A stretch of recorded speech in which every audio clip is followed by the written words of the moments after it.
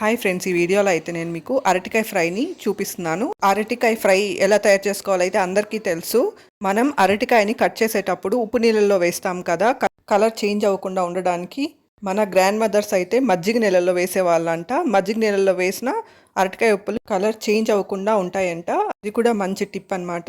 ఇంకా ఈ ఫ్రై విషయానికి వస్తే ఒక పెనం పెట్టుకోండి. పెనంలో కొంచెం ఆయిల్ వేసుకోండి. ఆయిల్ బాగా వేడయ్యాక అందులోకి కొంచెం ఆవాలు, ఉద్దిపప్పు, పచ్చనిపప్పు, ఇంకా జీలకర్ర, కట్ చేసి పెట్టుకున్న పచ్చిమిర్చిని కూడా వేసుకొని ఫ్రై చేసిన తర్వాత కట్ చేసి పెట్టుకున్న ఉల్లిపాయ ముక్కలను కూడా వేసుకొని లైట్ గోల్డెన్ బ్రౌన్ కలర్ వచ్చేంత వరకు బాగా వేయించుకోవాలి. ఉల్లిపాయ ముక్కలు బాగా వేగాక కొంచెం పసుపును కూడా వేసుకోవాలి.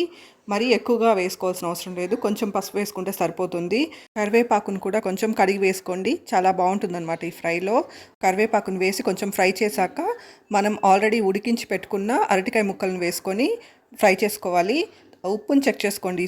అరటికాయ ముక్కలు వేసాక బాగా కలిపేసి ఉప్పుని చెక్ చేసుకోండి. ఉప్పు సరిపోకపోతే కొంచెం వేసుకోండి. ఆల్రెడీ మనం ఉడికేటప్పుడు కొంచెం వేస్తాం కదా ఉప్పు, దాన్ని బట్టి టేస్ట్ చూసి అడ్జస్ట్ చేసుకోవాలి. ఈ ఫ్రై అయితే చాలా హెల్దీ. ఇందులో విటమిన్స్, మినరల్స్, ఫైబర్ అధికంగా ఉంటుంది. డైజెషన్కి చాలా హెల్ప్ అవుతుంది అనమాట. హెల్త్కి చాలా మంచిది ఈ ఫ్రై.